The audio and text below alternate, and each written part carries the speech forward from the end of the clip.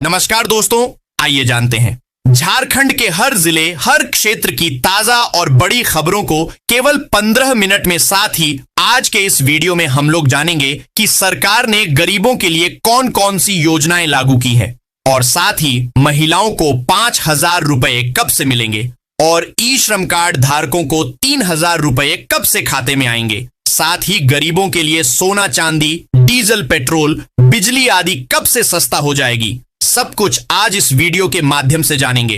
हमारे साथ बने रहने के लिए वीडियो को लाइक और चैनल को सब्सक्राइब जरूर कर दें और कमेंट में जरूर बताएं कि आप यह वीडियो किस जगह से देख रहे हैं। लेबर कार्ड धारकों के लिए सरकार द्वारा चलाई जा रही कल्याणकारी योजनाएं बेहद लाभकारी हैं। हाल ही में विभिन्न राज्यों में पंजीकृत श्रमिकों को 18,000 रुपए तक की आर्थिक सहायता देने का प्रावधान किया गया है। यह राशि शिक्षा, स्वास्थ्य या गृह निर्माण जैसी महत्वपूर्ण जरूरतों के लिए प्रदान की जाती है। यह सीधा लाभ पात्र मजदूरों के बैंक खातों में डीबीटी के माध्यम से भेजा जाता है, जिससे उनके जीवन स्तर में सुधार आता है और वे आत्मनिर्भर बनते हैं। इस योजना का लाभ उठाने के लिए श्रमिकों का लेबर विभाग में पंजीकरण होना अनिवार्य है। झारखंड के गरीब परिवारों के लिए खुशखबरी है कि उन्हें प्रधानमंत्री आवास योजना PMAY के तहत जल्द ही 1,50,000 रुपए की राशि मिलने वाली है। यह पहल उन लोगों के लिए एक वरदान है जिनके पास अब तक अपना पक्का घर नहीं था।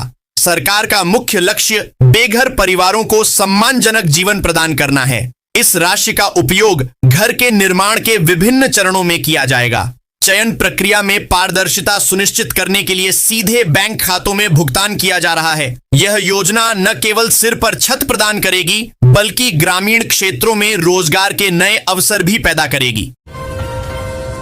झारखंड सरकार ने उच्च शिक्षा को बढ़ावा देने के लिए छात्रों के लिए एक सराहनीय कदम उठाया है। इस योजना के तहत पात्र छात्रों को 2,500 रुपए प्रतिमाह की वित्तीय सहायता दी जाएगी। इसका मुख्य उद्देश्य आर्थिक रूप से कमजोर विद्यार्थियों को पढ़ाई जारी रखने के लिए प्रोत्साहित करना है, ताकि वे बिना किसी वित्तीय बाधा के अपनी डिग्री या तकनीकी शिक्षा पूरी कर सकें। यह राशि सीधे छात्रों के बैंक खाते में भेजी जाएगी, जिससे शिक्षा शुल्क, हॉस्टल के खर्च और किताबों की खरीदारी में मदद मिलेगी। इस पहल से राज्य के युवाओं का भविष्य उज्जवल होगा। हजारीबाग शहर स्थित गैलेक्सी हाई स्कूल को केंद्रीय माध्यमिक शिक्षा बोर्ड CBSI दिल्ली से मैट्रिक से लेकर +2 तक की मान्यता मिल गई है। बुधवार को स्कूल सभागार में आयोजित प्रेस कॉन्फ्रेंस के दौरान स्कूल के निदेशक मोहम्मद चांद अंसारी और प्रिंसिपल दीपक कुमार शर्मा ने संयुक्त रूप से यह जानकारी दी। उन्होंने बताया कि वर्ष 2022 में शुरू हुए इस स्कूल ने पिछले 2 वर्षों से CBSI मान्यता प्राप्त करने के लिए लगातार प्रयास किया था। अब यह प्रयास सफल हुआ है और स्कूल को आधिकारिक रूप से सीनियर सेकेंडरी स्तर तक की मान्यता मिल गई है। झारखंड के स्वास्थ्य मंत्री डॉक्टर इरफान अंसारी बुधवार को साइकिल से विधानसभा पहुंचे। उन्होंने यह कदम राज्य में गैस और तेल की सप्लाई से जुड़े संकट को लेकर केंद्र सरकार की नीतियों के विरोध में उठाया। मंत्री ने कहा कि अंतर्राष्ट्रीय परिस्थितियों, खासकर ईरान युद्ध के प्रभाव के कारण देश में गैस और तेल की आपूर्ति प्रभावित हो रही है, जिसका असर झारखंड के कई क्षेत्रों पर भी पड़ रहा है। इसी मुद्दे को लेकर उन्होंने प्रतीकात्मक रूप से साइकिल से विधानसभा पहुंचकर विरोध जताया। झारखंड उद्योग विभाग हस्तशिल्प और शिल्पियों के कौशल विकास पर जोर दे रहा है। अगले वित्तीय वर्ष में 270 शिल्पियों को उन्नत प्रशिक्षण मिलेगा। रांची में Jharkhand institute of craft design JICD का संचालन होगा। पश्चिम एशिया में युद्ध के कारण केंद्र सरकार ने कमर्शियल गैस सिलेंडर्स 19 और 47 किलो की आपूर्ति पर रोक लगा दी है, जिससे दुमका सहित अन्य शहरों में होटल और रेस्तरां जैसे व्यवसायों की परेशानी बढ़ेगी और महंगाई आ सकती है। झारखंड विधानसभा के बजट सत्र में संसदीय कार्य मंत्री राधाकृष्ण किशोर के बयान पर हंगामा हुआ। उन्होंने प्रधानमंत्री मोदी पर अमेरिका के सामने झुकने का आरोप लगाया, जिससे पक्ष विपक्ष में तीखी नोकझोंक हुई। JEE एडवांस 2026 के लिए आवेदन 23 अप्रैल से शुरू होंगे। परीक्षा 17 मई को 2 पालियों में होगी। JEE मेन के शीर्ष 2.50 लाख उम्मीदवार 2 मई तक आवेदन कर सकते हैं। प्रवेश पत्र 11 मई से उपलब्ध होंगे। झारखंड विधानसभा में 2 प्रमुख मामले उठे। मुरी में हिंडाल्को द्वारा बिना पर्यावरणीय अनुमति रेडमड आपूर्ति की फिर से जांच होगी, जिस पर पहले ही 37.96 लाख रुपए का जुर्माना लगा है। झारखंड विधानसभा में सहायक आचार्यों के कम वेतनमान पर नियुक्ति का मुद्दा उठा। विधायक देवेंद्र कुंवर ने 2012 के शिक्षकों की तुलना में वर्तमान सहायक आचार्यों को कम वेतन मिलने पर सवाल उठाया। झारखंड विधानसभा के बजट सत्र में श्रम, नियोजन और उद्योग विभागों पर चर्चा हुई। मंत्री संजय प्रसाद यादव ने बताया कि हेमंत सरकार राज्य में 20,000 करोड़ रुपए का निवेश लाएगी, जिससे रोजगार के अवसर बढ़ेंगे। झारखंड की मुख्यमंत्री मनिया सम्मान योजना की लाभार्थियों के लिए बड़ा अपडेट आया है। मुख्यमंत्री मनिया सम्मान योजना तहत रांची जिले में लाभुकों को फरवरी माह की सम्मान राशि का भुगतान किया जा चुका है। योजना के तहत जिले की कुल 3,87,174 महिलाओं के बैंक खातों में Aadhaar based direct benefit transfer DBT के माध्यम से 2,500 रुपए प्रति लाभुक की दर से कुल 96,79,35,000 रुपए की राशि का भुगतान कर दिया गया है। देश भर के लाखों निवेशकों के लिए बड़ी राहत की खबर सामने आ रही है। सहारा इंडिया में फंसा पैसा अब वापस मिलने की प्रक्रिया तेज हो गई है। केंद्र सरकार की पहल के बाद निवेशकों के लिए आधिकारिक पोर्टल फिर से सक्रिय कर दिया गया है, जहां से रिफंड के लिए आवेदन किया जा सकता है। खबरों के अनुसार 25 तारीख से पहली किस्त के रूप में 50,000 रुपए तक की राशि जारी होने की प्रक्रिया शुरू की जा रही है। रांची में बुधवार को विभिन्न इलाकों में बिजली आपूर्ति बाधित रहेगी। कोकर डिवीजन के हरिहर सिंह रोड, अशोकनगर, अरसंडे, बसारटोली और हिंद पीढ़ी क्षेत्रों में रखरखाव कार्य के कारण निर्धारित समय के लिए बिजली कटौती होगी। राष्ट्रीय स्वयंसेवक संघ के शताब्दी वर्ष पर सिमडेगा के सिकरिया टांड में विराट हिंदू सम्मेलन आयोजित हुआ। डॉक्टर सुमन कुमार ने मतांतरण, लव जिहाद, भूमि जिहाद और जनसंख्या जिहाद के खिलाफ संगठित रहने का आह्वान किया। झारखंड के मुख्यमंत्री हेमंत सोरेन ने असम के तेजपुर में एक चुनावी सभा में आदिवासी समाज से एकजुट होकर अपने अधिकारों के लिए संघर्ष करने का आह्वान किया। उन्होंने कहा कि असम के आदिवासी एकजुट हों तो बड़ा राजनीतिक और सामाजिक बदलाव संभव है। झारखंड कांग्रेस नगर निकाय चुनाव में मिली करारी हार की समीक्षा से बच रही है। पार्टी के भीतर चर्चा है कि ईमानदारी से पड़ताल न होने पर संगठन को आगे भी नुकसान होगा। झारखंड में राष्ट्रीय स्वास्थ्य अभियान के तहत 201 हॉस्पिटल मैनेजर पदों पर दोबारा ऑनलाइन आवेदन प्रक्रिया शुरू हुई है, जो 10 से 30 मार्च तक चलेगी।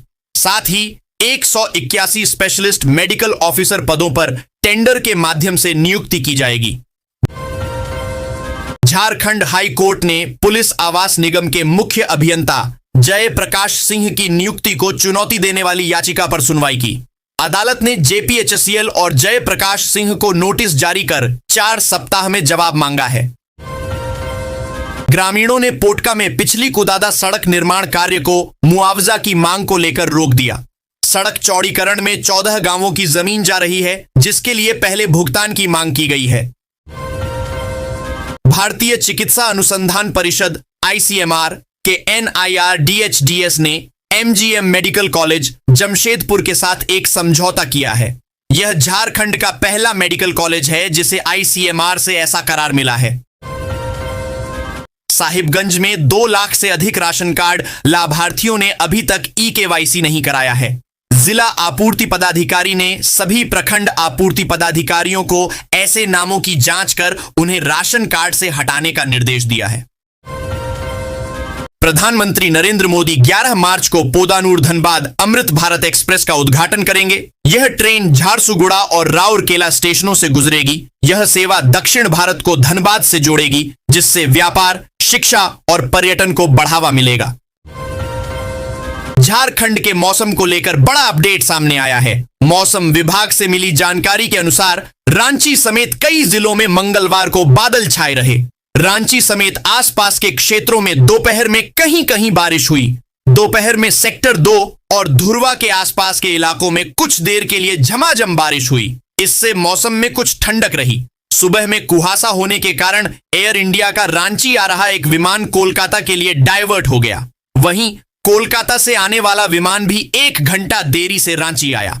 रांची सहित राज्य में अगले 2 दिनों तक बादल छाए रहेंगे। प्रधानमंत्री नरेंद्र मोदी की अध्यक्षता में मंगलवार को हुई आर्थिक मामलों की मंत्रिमंडलीय समिति की बैठक में पश्चिम बंगाल और झारखंड के रेल बुनियादी ढांचे को मजबूती देने वाले 2 महत्वपूर्ण फैसलों पर मुहर लगाई गई है। कैबिनेट ने सैंथिया पाकुड़ चौथी लाइन तथा संतरागाछी खड़गपुर चौथी लाइन को मंजूरी दी है। इन परियोजनाओं से भारतीय रेल नेटवर्क में लगभग 192 किलोमीटर की अतिरिक्त लाइन जुड़ेगी, जिससे न केवल यात्रियों का सफर आसान होगा बल्कि माल ढुलाई की क्षमता में भी वृद्धि होगी। इस परियोजनाओं की अनुमानित लागत 4,474 करोड़ रुपए है।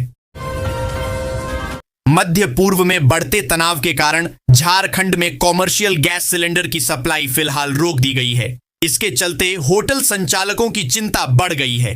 पहले दिन कई गैस एजेंसियों ने अपने मौजूदा स्टॉक से होटल रेस्टोरेंट को राशनिंग के आधार पर सीमित मात्रा में सिलेंडर उपलब्ध कराए। हालांकि आगे की आपूर्ति को लेकर सप्लायर्स ने फिलहाल असमर्थता जताई है। झारखंड के सभी 9 नगर निगम में डिप्टी मेयर बनाने के लिए राजनीतिक पार्टियों ने जोर लगाना शुरू कर दिया है। पार्षदों को सम्मान देने से उन्हें लेकर बैठकों का दौर शुरू हो गया है। भाजपा, कांग्रेस, जामुमो मुख्य रूप से अनौपचारिक रूप से पार्षदों को डिप्टी मेयर के लिए एकजुट करने में लगे हुए हैं। जिन नगर निगम में पार्टी समर्थित मेयर प्रत्याशी नहीं जीते हैं, वहां भी अब राजनीतिक दल अपने दलों के विचारधारा वाले पार्षदों को एक मंच पर ला रहे हैं। झारखंड में हजारीबाग के विधायक प्रदीप प्रसाद ने पवित्र पर्व रामनवमी के अवसर पर शोभा यात्रा में डीजे बजाने पर लगाए गए प्रतिबंध को लेकर झारखंड सरकार के खिलाफ कड़ा विरोध दर्ज कराया। इस निर्णय को धार्मिक परंपराओं और जनता की आस्था के विरुद्ध बताते हुए उन्होंने झारखंड विधानसभा परिसर में सदन के बाहर धरना देकर अपना विरोध प्रकट किया। झारखंड के कोडरमा जिले में नगर पालिका आम निर्वाचन 2026 के तहत नगर परिषद झुमरी तिलैया के नवनिर्वाचित जनप्रतिनिधियों का शपथ ग्रहण कार्यक्रम आयोजित किया गया। यह कार्यक्रम कोडरमा प्रखंड सभागार में संपन्न हुआ, जहां नवनिर्वाचित अध्यक्ष और वार्ड सदस्यों को पद एवं गोपनीयता की शपथ दिलाई गई। समारोह के दौरान नवनिर्वाचित उपाध्यक्ष मनोहर राम के निर्विरोध चुने जाने की घोषणा की गई, जिसके बाद उपस्थित लोगों ने उन्हें बधाई दी। झारखंड राज्य विधिक सेवा प्राधिकरण झालसा रांची के मार्गदर्शन में मंगलवार 10 मार्च 2026 को लोहरदगा के सिविल कोर्ट कैंपस के सभा कक्ष में मोटर एक्सीडेंट क्लेम मामलों को लेकर एक महत्वपूर्ण कार्यशाला का आयोजन किया गया। इस कार्यशाला का उद्देश्य सड़क दुर्घटना के पीड़ितों और उनके परिवारों को जल्द से जल्द मुआवजा दिलाने की प्रक्रिया को सरल और प्रभावी बनाना था। सिविल सर्विसेज परीक्षा में 354वां रैंक हासिल कर शहर का नाम रोशन करने वाले रांची के डोरंडा मानिटो टोला फिरदौस नगर निवासी इश्तियाक रहमान मंगलवार को हैदराबाद से रांची अपने घर लौटे। रांची एयरपोर्ट पर इश्तियाक का गर्मजोशी से स्वागत किया गया। फ्रेंड्स ऑफ वीकर सोसाइटी के अध्यक्ष तनवीर अहमद ने अपने साथियों के साथ एयरपोर्ट पहुंचकर इश्तियाक रहमान का स्वागत किया। धनबाद समाहरणालय के कार्यालय कक्ष में उपायुक्त आदित्य रंजन ने मंगलवार को जनता दरबार का आयोजन कर लोगों की शिकायत सुनी। लोगों ने कब्जा हटाने, जमीन हड़पने के उद्देश्य से जबरन बुनियाद काटने, मारपीट व रंगदारी मांगने के संबंध में नकदी समेत जेवरात चोरी होने, दुकान और मकान में जबरन ताला लगाने आदि की शिकायत की। धनबाद सिंदरी क्षेत्र के 10 सरकारी स्कूलों का विकास हर्ल करेगा। इसके लिए हिंदुस्तान उर्वरक एवं रसायन लिमिटेड हर्ल व जिला शिक्षा विभाग के बीच एमओयू मंगलवार को हुआ। एमओयू पर हर्ल सिंदरी के बिजनेस यूनिट हेड गौतम माजी और जिला शिक्षा अधीक्षक आयुष कुमार ने हस्ताक्षर किए। जिला शिक्षा अधीक्षक ने बताया कि इस एमओयू से सिंदरी इलाके में मौजूद 10 सरकारी स्कूलों में शिक्षा और उससे जुड़ी संरचनाओं में सुधार और बढ़ोतरी पर फोकस किया जाएगा। बीएसएल के मानव संसाधन ज्ञानार्जन एवं विकास केंद्र में मंगलवार को अंतर्राष्ट्रीय महिला दिवस के उपलक्ष्य में कार्यक्रम का आयोजन किया गया। उद्घाटन बीएसएल के निदेशक प्रभारी प्रिय रंजन व अन्य अतिथियों ने किया। मौके पर बीएसएल की 20 महिला कर्मियों को उत्कृष्टता अवार्ड ऑफ प्रोजेक्ट्स डिवीजन की महिला कर्मचारी जानकी देवी को दीर्घकालीन सेवा पुरस्कार दिया गया।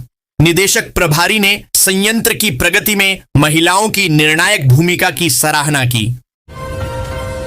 सरायकेला खरसावां जिले के गम्हरिया प्रखंड की टेंटोपोसी ग्रामीण जलापूर्ति योजना का लाभ अब तक ग्रामीणों को पूरी तरह नहीं मिल पा रहा है। कागजों में योजना को कंप्लीट बताया जा रहा है, लेकिन जमीनी हकीकत यह है कि लक्ष्य के 50% घरों तक भी नल से जल नहीं पहुंच पा रहा है। गर्मी की दस्तक के साथ ही इलाके में पेयजल संकट गहराने लगा है और ग्रामीणों को शुद्ध पानी के लिए जूझना पड़ रहा है।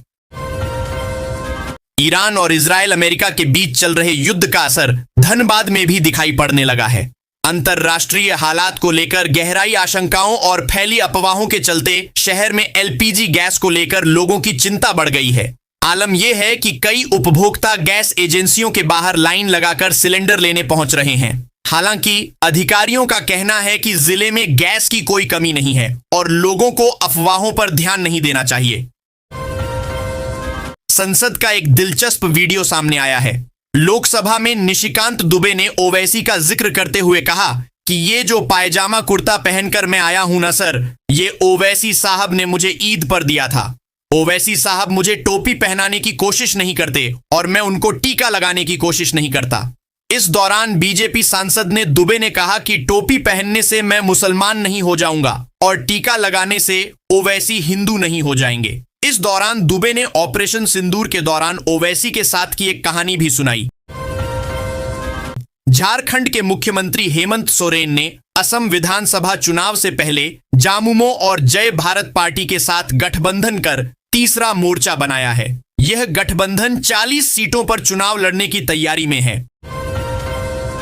प्रधानमंत्री मोदी ने तिरुचिरापल्ली से पोत्तनूर धनबाद अमृत भारत उद्घाटन स्पेशल ट्रेन को हरी झंडी दिखाई। यह ट्रेन शुक्रवार दोपहर धनबाद पहुंचेगी। धनबाद से पोत्तनूर के लिए 14 मार्च को दोपहर 2 बजे ट्रेन रवाना होगी, जिसकी टिकट बुकिंग शुरू हो गई है। स्लीपर का किराया 1155 रुपये है, जिसमें 381 सीटें खाली हैं।